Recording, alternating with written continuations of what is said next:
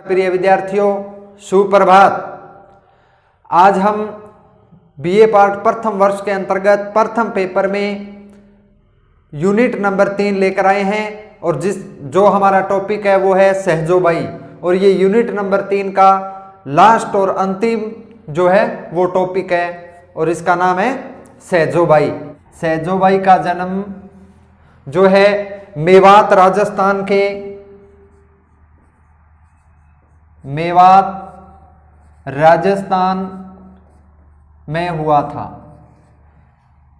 डेरा नामक गांव में, डेरा नामक गांव में हुआ था।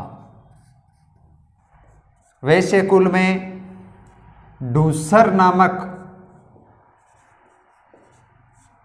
इनकी जाति या गोत्र था। सहजोबाई का जो जन्म है वो मेवात राजस्थान के डेरा नामक गांव में हुआ था। डेरा नामक गांव में हुआ। इनका जन्म जो है वो 1683 ईस्वी से 1763 ईस्वी के मध्य इनका जो है वो जीवन काल रहा था। और ये वैश्य कुल में जन्मी थी। ढूसर नामक जाति इनका गोत्र था। कुछ लोगों का अनुमान है कि इनका जो जन्म है वो महाराष्ट्र में हुआ था और महाराष्ट्र में ये जन्मी थी, लेकिन जो प्रमाणिक रूप से जो माना जाता है वो है मेवात राजस्थान में। और इनके गुरु का नाम था,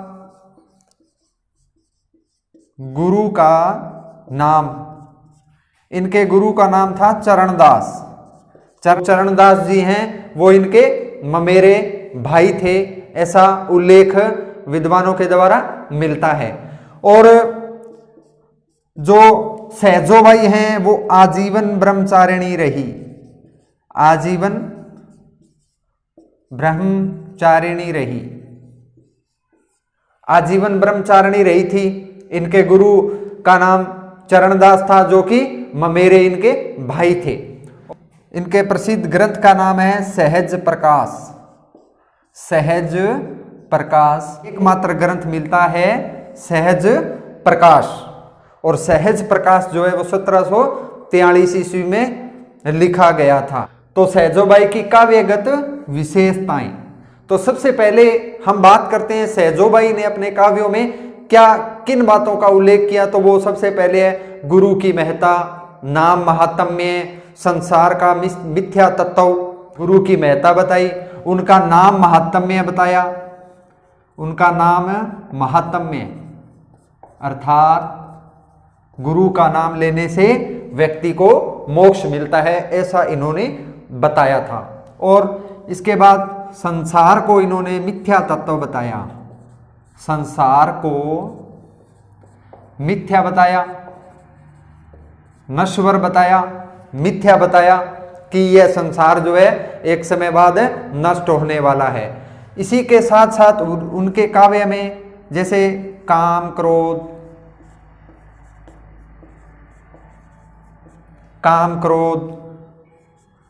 मद, लोभ, मोह से दूर रहने का संदेश दिया। सहजोबाई ने अपने काव्य के दौरान कहा कि काम, क्रोध, मद, लोभ, मोह से दूर रहने का, उनको त्यागने का इन्होंने संदेश दिया था। उन्होंने कहा व्यक्ति को कर्म करना चाहिए, फल की इच्छा नहीं करनी चाहिए, केवल उनको कर्म करते रहना चाहिए। साथ ही साथ उन्होंने कहा सदकर्म पर बल दिया, यानी जो भी व्यक्ति जो कार्य करे वो सच्चे होने चाहिए, दूसरों की भलाई के लिए वो कार्य करे। सदकर्म पर इन्होंने बल दिया। इसके अलावा वाणी में पवित्रता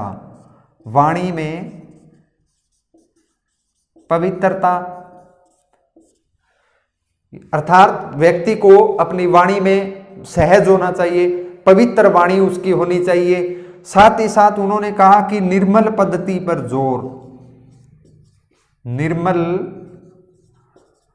पद्धति पर जोर दिया। यानी व्यक्ति का जो आचरण है वो पवित्र होना चाहिए, शुद्ध होना चाहिए और निर्मल होना चाहिए। पानी जिस प्रकार मानसरोवर में पानी है, पानी के अंदर जो नीचे तालाब के अंदर जो वस्तुएं दिखाई देती है वो बिल्कुल साफ दिखाई देती है, उसी प्रकार व्यक्ति का जो चरित्र है वो होना चाहिए। निर्मल पद्धति पर उन्होंने जोर दिया है। या कौन कौन से दोहा, चौपाई, कुंडलियां, छंदों का इन्होंने प्रयोग किया था। इनकी भाषा कौन सी थी? इनकी भाषा जो है वो सरल सहज थी। इनकी भाषा है वो सरल सहज थी। तो ये था सहजोबाई के काव्यगत विशेषताएं। इनको एक बार फिर से देखें कि सहजोबाई ने गुरु की महत्ता को बताया, गुरु की महिमा को बताया, नाम महात्म्य बताया, संसार को इन्होंने मिथ्या बताया, काम क्रोध मद लोभ मोह से दूर रहने का संदेश इन्होंने दिया है, कर्म फल पर विश्वास, सदकर्म पर इन्होंने बल दिया है। वाणी में, व्यक्ति की वाणी में पवित्रता होनी चाहिए, व्यक्ति का जो चरित्र है वो साफ स्वच्छ होना चाहिए, निर्मल होना चाहिए। इसके अलावा दोहा, चौपाई, कुंडलियां आदि छंदों का प्रयोग इन्होंने किया है और इनकी जो भाषा है वो सरल सहज मानी जाती है। तो प्रिय विद्यार्थियों, ये था सहजोबाई के काव्यगत विशेषताएं, जिसके अंतर्गत हमने ये विशेषताएं जानी। तो अब हमें देखना है जो हमारे पाठ्यक्रम में जो क्वेश्चन जो बनता है कि सहजोबाई की भक्ति भावना पर 100 उदाहरण प्रकाश डालिए, या इसके अथवा में क्वेश्चन है कि सहजोबाई की कविता में जो विचार व्यक्त हुए हैं उन पर प्रकाश डालिए 100 उदाहरण। अब हम जानते हैं कि हमारे सिलेबस में जो क्वेश्चन बनता है इस पाठ से वो कैसा है कि सहजोबाई की भक्ति भावना पर प्रकाश डालिए, अथवा या इसके अथवा में आ सकता है कि सहजोबाई की कविता में जो विचार व्यक्त हुए हैं, यानी इनकी कविता में जो भी विचार व्यक्त हुए हैं या भक्ति भावना जो व्यक्त हुई है उन पर 100 उदाहरण विचार कीजिए। उन पर 100 उदाहरण यानी उदाहरण सहित हमें बताना है, लिखना है। दोनों में से कोई भी क्वेश्चन आए तो उसका आंसर उत्तर जो है वो एक ही होगा। तो हमने जाना सामान्य परिचय में कि सहजोबाई जो है उनका जन्म मेवात राजस्थान के डेरा नामक गांव में हुआ था। वैश्य कुल में जन्मी थी और इनका जीवन काल जो है वो 1683 से 1763 के मध्य रहा था। और इनके गुरु जो है चरणदास माने जाते हैं, जो इनकी ममेरे भाई हैं, और इन्होंने प्रसिद्ध ग्रंथ लिखा था सहज प्रकाश। और इनके काव्यगत विशेषताएं थी कि अपने गुरु की महिमा का वर्णन किया इन्होंने, नाम महत्व बताया है, संसार को इन्होंने मिथ्या बताया, काम क्रोध मद लोभ पर इन्होंने त्याग देने का इच्छा जाहिर की है या विचार व्यक्त किए हैं, कर्म फल पर विश्वास जताया इन्होंने और सदकर्म पर बल देने को इन्होंने कहा था। तो अब हमें जानना है कि सहजोबाई ने भक्ति भावना किस प्रकार की थी। तो सबसे पहला बिंदु है वो लेंगे सगुण भक्ति। सबसे पहला बिंदु है सगुण भक्ति।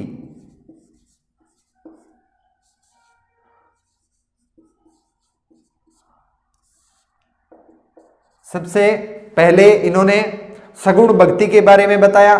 सहजोबाई ने जो भक्ति की है वो सगुण रूप से की है। तो सगुण रूप का अर्थ है कि अपने आराध्य की पूजा की है इन्होंने। और इनके आराध्य कौन थे? श्री कृष्ण। इनके काव्यों में श्री कृष्ण भक्ति का उल्लेख मिलता है। तो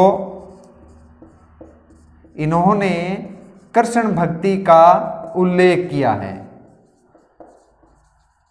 कृष्ण भक्ति का उल्लेख किया है, सगुण भक्ति की है उन्होंने, कृष्ण भगवान की सगुण भक्ति की है, कृष्ण भक्ति का उल्लेख जो है वो मिलता है। और इन्होंने कृष्ण की रूप छवि का वर्णन किया, का वर्णन इनके पदों में मिलता है। अर्थात कृष्ण भगवान की जो बचपन की जो छवि थी उन छवि का इन्होंने वर्णन किया है। उनके काव्य के दौरान मिलता भी है। इन्होंने रूप सौंदर्य का वर्णन किया है कि मुकुट लटक रहा है और मन के अंदर एक छवि बनी हुई है, और भगवान श्री कृष्ण जो है ठुमक ठुमक कर धरती पर पैर रख रहे हैं, पैर धर रहे हैं, धरत है धरनी पर, धरती पर पैर रख रहे हैं और बाएं उठाए हुए हैं और चतुराई कर रहे हैं, अपनी बाएं को इधर उधर कर रहे हैं। जैसे छोटा बच्चा होता है, वात्सल्य का रूप होता है, वो उसमें वात्सल्य होता है, छोटा बच्चा है, उसी प्रकार सहजोबाई ने रूप सौंदर्य का इन्होंने वर्णन किया है। और वो जो सहजोबाई ने भक्ति की है सगुण रूप से, सहजोबाई ने वैराग्य का उपदेश दिया है, उन्होंने गुरु के उपदेशों को से प्रभावित हुई थी। सहजोबाई जो है गुरु के उपदेशों से प्रभावित हुई, गुरु के उपदेशों से प्रभावित होकर आजीवन क्या रही? ब्रह्मचारिणी, आजीवन ब्रह्मचारिणी, ब्रह्मचर्य का इन्होंने पालन किया था और विरक्त भाव में डूबी रही, विरक्त भाव में डूबी रही और वैराग्य की इनके अंदर संपूर्ण भावना थी। अपने दोहों में कहा भी है कि झूठा नाता जगत का, यह जो जगत है उसका नाता जो है हमारे साथ वो झूठा है। जगत क्या है? मिथ्या है, नश्वर है, नष्ट होने वाला है, झूठा है घरबास। और ये जो घर है, घर में हम जो रह रहे हैं, जगत है, इसमें जो रहते हैं यह झूठा है और यह तन झूठा है, यह जो शरीर है अपना, यह जो तन है वो भी झूठा है, एक ना एक दिन यह मिट्टी में मिल जाएगा। तो सहजोबाई इन सबको देखकर मन ही मन उदास हो जाती हैं। तो सहजोबाई उदास, झूठा नाता जगत का, झूठा है घरबास, यह तन झूठा देखकर सहजोबाई उदास। इन सब संसार को मिथ्या तत्व बताया इन्होंने और मिथ्या मानते हुए सहजो क्या है उनके बारे में सोच रही है, उदास रहती है, विरक्त भाव में डूबी रहती है। यानी माया से छुटकारा पाने का इन्होंने संदेश दिया है कि व्यक्ति जो है माया, मोह माया के बंधन में, जो सहजोबाई ने कहा है कि सांसारिक व्यक्ति जो है वो मोह माया के बंधन से ग्रस्त है, मोह माया में फंसा रहता है, इसलिए वो कष्ट पाता है। और ईश्वर जो है गुरु जो है वो इस माया जाल से मुक्त है, इसीलिए जो गुरु है वो ही हमें इससे पार या इससे मुक्ति दिला सकता है, मोह माया से मुक्ति दिला सकता है। इसीलिए उन्होंने अपने काव्य के दौरान जो है गुरु की महिमा का वर्णन किया है, ईश्वर का वर्णन इन्होंने किया है। तो सांसारिक जो व्यक्ति हैं वो मोह माया के चक्कर में पड़ा रहता है, मोह माया के बंधन से ग्रस्त है वो व्यक्ति, इसीलिए वो व्यक्ति क्या है? कष्ट पाता है, कष्ट पाता है। माया के बंधन से मुक्त कौन है? ईश्वर, ईश्वर भी है और गुरु को भी माना गया है, जो सच्चा गुरु है। ईश्वर माया के बंधन से मुक्त है, इसीलिए उन्होंने कहा कि व्यक्ति को जो है ईश्वर की भक्ति करनी चाहिए, गुरु का आज्ञा का पालन करना चाहिए। और उन्होंने अपने पदों में कुछ कहा भी है कि खान पान, जो व्यक्ति है वो सांसारिक खान पान में, मोह माया के बंधन में डोलता रहता है, इधर उधर घूमता रहता है, फंस जाता है व्यक्ति। और हर समय जो है देह है, व्यक्ति की जो देह है वो पाप करती रहती है। यानी खान पान डोलत, खान पान बोलत अरु डोलत, पाप करत है देह है हमारी। ये जो हमारी देह है, हमारा शरीर है, हर समय पाप करता रहता है, कर्म विचारों से छूटत नहीं। और ये जो हमारी जो देह है ये विचारों से, कर्म से, लोभ मोह से कभी छूटती नहीं है। और कभी छूट भी जाए तो इस पर दया है तुम्हारी, तुम्हारी यानी ईश्वर को कहा है इन्होंने, गुरु को कहा है कि गुरु की जब इस इच्छा होगी तभी वो दया होगी, तभी वो इस कर्म बंधन से मुक्त होगा। तो कितना सुंदर वर्णन किया है कि माया से छुटकारा पाने के लिए व्यक्ति, सांसारिक व्यक्ति माया के बंधन से ग्रस्त रहता है और कष्ट पाता रहता है। और केवल मार्ग कौन सा, दूर करने का मार्ग कौन सा है? ईश्वर और गुरु माया के बंधन से इसको मुक्त कर सकता है। खान पान बोलत है अरु डोलत, पाप करत है देह हमारी, कर्म विचारों से छूटत नाही, जो छूटे तो दया तुम्हारी। इसके बाद जो भक्ति भावना है, अगला जो बिंदु है वो है विनय भावना। विनय भावना,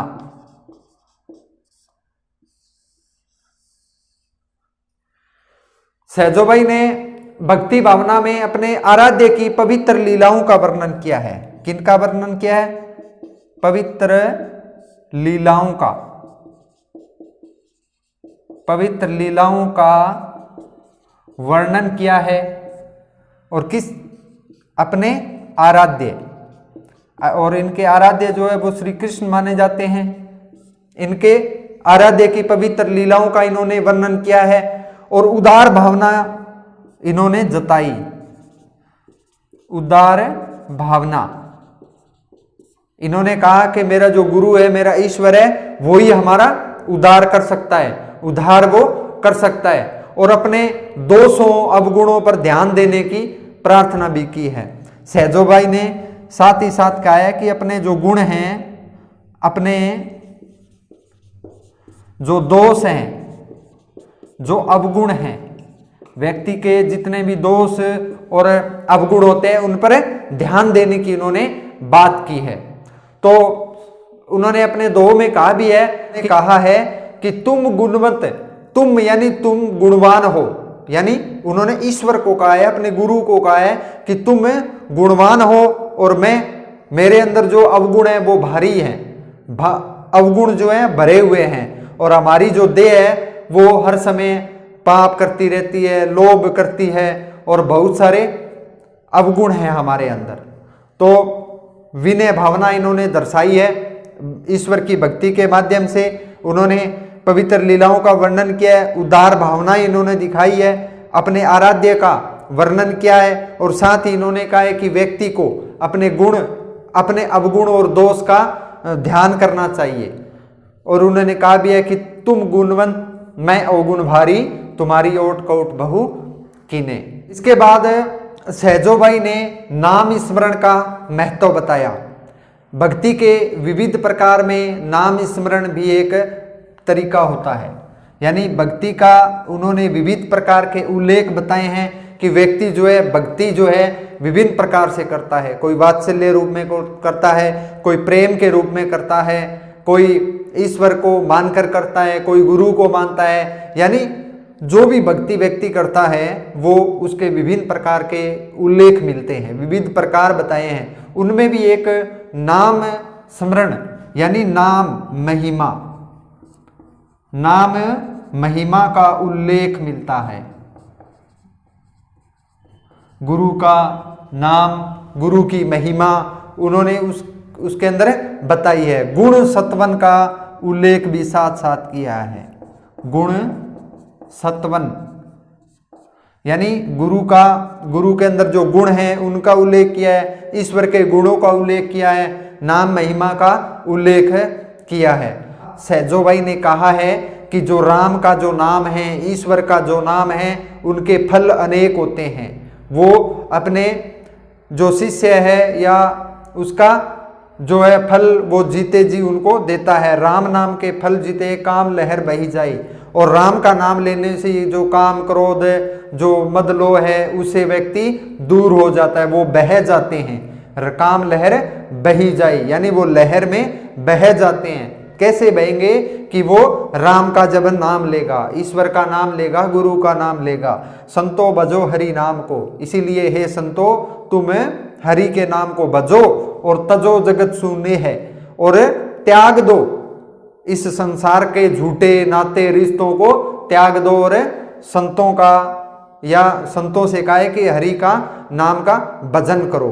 तो ये था नाम स्मरण यानी नाम महिमा का उल्लेख किया है और गुण सत्वन बताया है। राम नाम के फल जिते काम लहर बही जाए, संतो बजो हरि नाम को तजो जगत सु नेह।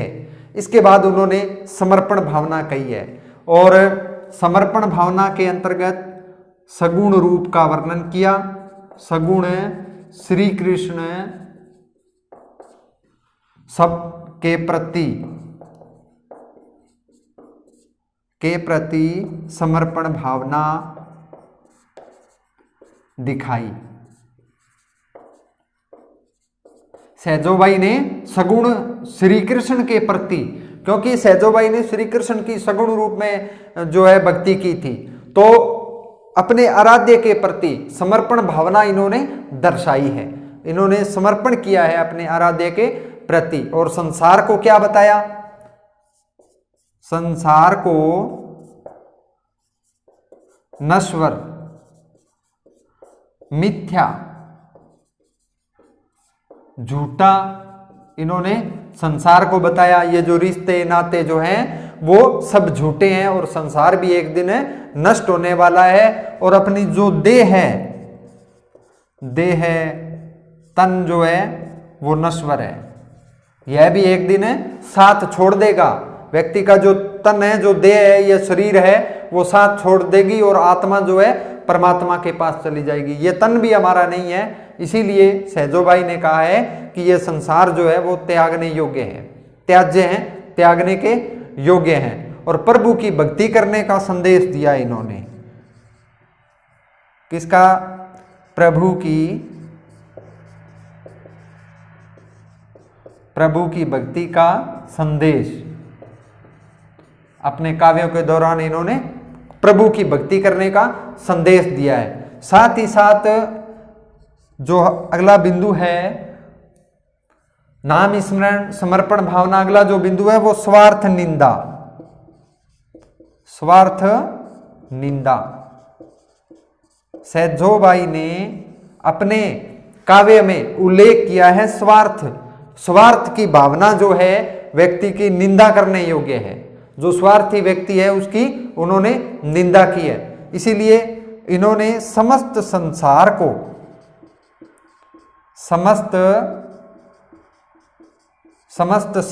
को ही स्वार्थी बता दिया। इन्होंने कहा है कि ये जो संपूर्ण संसार है वो स्वार्थी प्रकृति का है, स्वार्थी है। और स्वार्थी और व्यक्ति के अंदर क्या है? स्वार्थी भावना है। व्यक्ति के अंदर स्वार्थी भावना है, इसीलिए व्यक्ति का जो प्रेम है वो संसार के प्रति रहता है। और संसार तो नश्वर है, नष्ट होने वाला है, इसीलिए इन्होंने स्वार्थ की निंदा की है। और सहजोबाई ने साथ ही साथ पवित्र आचरण पर बल दिया है। पवित्र आचरण पर बल दिया, यानी व्यक्ति का आचरण कैसा हो? पवित्र होना चाहिए, साफ निर्मल होना चाहिए। जिस प्रकार मानसरोवर का जो जल होता है पवित्र, वैसा होना चाहिए। जैसे गंगा जल की हम बात करते हैं उसके अनुसार होना चाहिए। और साथ ही साथ उन्होंने कहा है उदारता की भावना रखनी चाहिए। उदारता की भावना, व्यक्ति को कैसा होना चाहिए? व्यक्ति उदार भावना रखने वाला होना चाहिए। और साथ ही साथ उन्होंने कहा है सत्कर्म पर बल दिया है। सत्कर्म पर बल दिया है, सत्कर्म पर बल दिया है। और कर्म फल पर विश्वास होना चाहिए, व्यक्ति को कर्म फल पर विश्वास। तो इस प्रकार हमने आज जाना, ये था सहजोबाई की भक्ति भावना पर प्रकाश डालिए 100 उदाहरण। तो सहजोबाई जो हैं, एक बार फिर से मैं रिपीट करता हूं कि सहजोबाई का जो जन्म है वो डेरा नामक गांव में हुआ था। और डेरा जो गांव है वो मेवात क्षेत्र अलवर भरतपुर के आसपास है। और इनका जो जन्म है वो 1683 के आसपास इनका जन्म हो जाता है। 1763 में इनकी मृत्यु हो जाती है। और इन्होंने एक ग्रंथ लिखा था 1743 में सहज प्रकाश नाम से।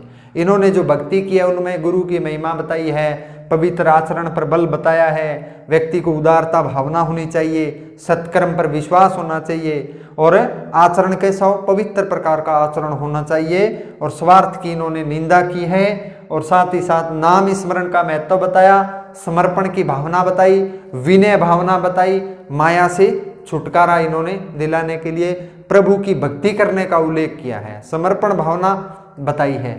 तो प्रिय विद्यार्थियों, आज का हमारा जो क्वेश्चन है वो पूर्ण होता है। धन्यवाद।